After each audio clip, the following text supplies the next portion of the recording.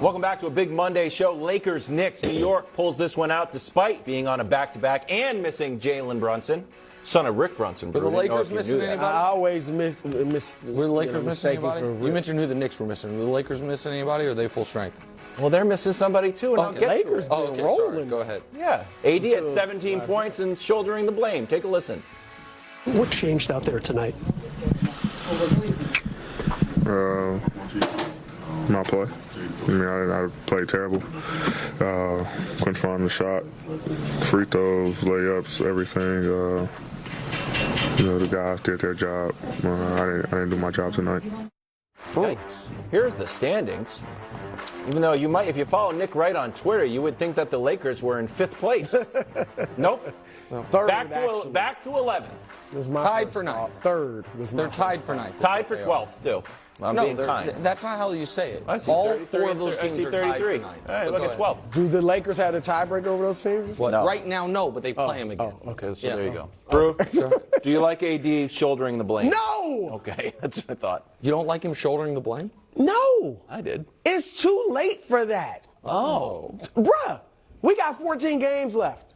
All right? If you're a Laker, it's too late for that. If it were game 12, oh, this would be great. Because, yeah, it's admirable to sit there and say, put it on me. But I'm tired of that.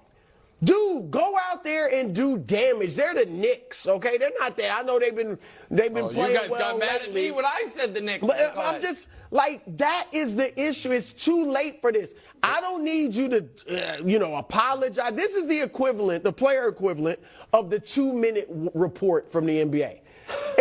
It makes me no difference that a day after the game, the NBA admits, yeah, the referees made a mistake and cost you the game. You're not changing anything. You know what, AD? Instead of apologizing, how about you go, look, he had 17 points, shot 8 for 18. You have off nights offensively. I get that. But 1 for 5 from the foul line? You're a career 80% shooter from the free throw line. All right?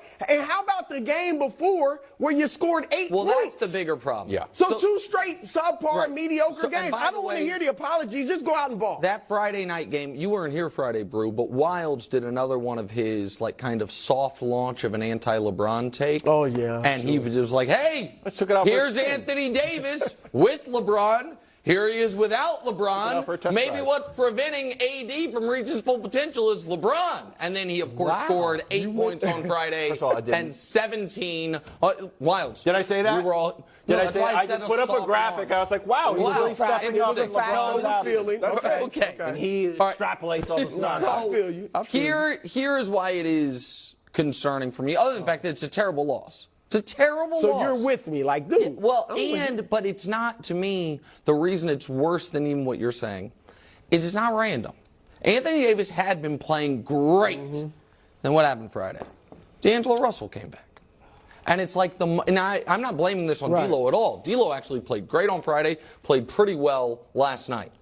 But it's like the moment that it's like, oh, maybe I don't have to be excellent for us to win. Okay. He throttles down a bit. And now, to his credit, both nights, particularly Friday, he has been exceptional defensively, and the Lakers have been great defensively. Go ahead. I'll show you the Lakers defense. This is shocking, bro. It's why they're they've been playing great defense. I didn't realize they were number 1, second in field goal percentage. Defending the 3. Since the deadline. Rebounds are great, so, hey, it's working. And AD gets credit for that, but you've got to get more. You know what that tells me is that it's in his mind. Because offense, you got to think. I mean, you have to think about making a play, making a pass, things aggressive. like you going up shooting, you're thinking, or you try to play instinctively, but sometimes you're thinking. Defense, pure instinct. Defense is you don't really have to think about. I mean, I know you have to be in the right place and all that, but he's so he's been great at that he just has to go out there and play instinctively on that end. But on the other end, you got to start thinking a little bit. And I think that's a problem. The losses matter. You showed the standings. If they had won that game, they're tied for 7th. And a game out of 5. Instead, now they're tied for 9th, which, like you're saying, is the same as the 12 seed. Go ahead. LeBron didn't play, but he did have a great sweater on. I tell you, he doesn't get enough credit for his great wardrobe. LeBron's sharp. Darvin Ham not sweating his absence, get it? In fact, this might actually be good. Long quote panel. Everything's going according to plan. It's also good for him to unplug a little bit. Not be detached, but just mentally get a little bit of calming to everything that transpired over the year. So it's not just about him getting healthy. It's about him being in a good place mentally and spiritually. So we get the best version of him when he returns. Okay. Brew, are you buying that? Or Nick, are you buying that? I'm not worried about LeBron's mentality at all. I think that he needs to unplug mental. I think that for LeBron, I don't think that's the case at all. Agree. I do think that if the Lakers can continue to play good basketball, Sunday night notwithstanding, and given their schedule, when we show it to you in a little bit later, I think they will be able to, that this could be good for their chances of a deep playoff run. I think LeBron having the time off and, not like everybody brings up, oh, he was unbelievable in the bubble, he had 3 months off. This isn't the same, but he might end up, I think he's probably going to have a month off. They said he's going to be reevaluated at 3 weeks after the injury. So say that he comes back a week from there. That's a month. Yeah, but what's the workload at that point? Is he playing 10 minutes? No. I think when he comes back, he'll be playing. I think the first game he might be on a slight minutes restriction. But by the second game, I think he's full go. Yeah, LeBron doesn't really do minutes restriction. Right. It hurts the numbers. Real. So I actually think that's true, assuming they can more than tread water, which to their credit, prior to Sunday night, that's exactly what they'd been doing. No, I'm with you. I mean, the bubble, I thought about that, but you're right. It was 4 months off. And then remember his first year in L.A., he had, 6 weeks off, and he came back, said it's playoff mode, and nothing happened. So I do think, though, that the rest can help him. I mean, it can't help but help him. And I'm with you. I don't think he's one of the mentally toughest guys in the league, obviously. He's been through everything. He's seen it all. He doesn't need to unplug. But I think what it does allow him to do is sit there and watch. This is a new team, all right? And he can sit there and watch and figure out, okay, what's the best way for me to fit in with these guys? Because he's not going to come in and just be ball dominant like the older LeBron. Now he's, he's more off the ball and scoring, and I think he's figuring out where he can fit. Can I show you some wilds? Because you mentioned a new team. I think LeBron likes this team. Yeah.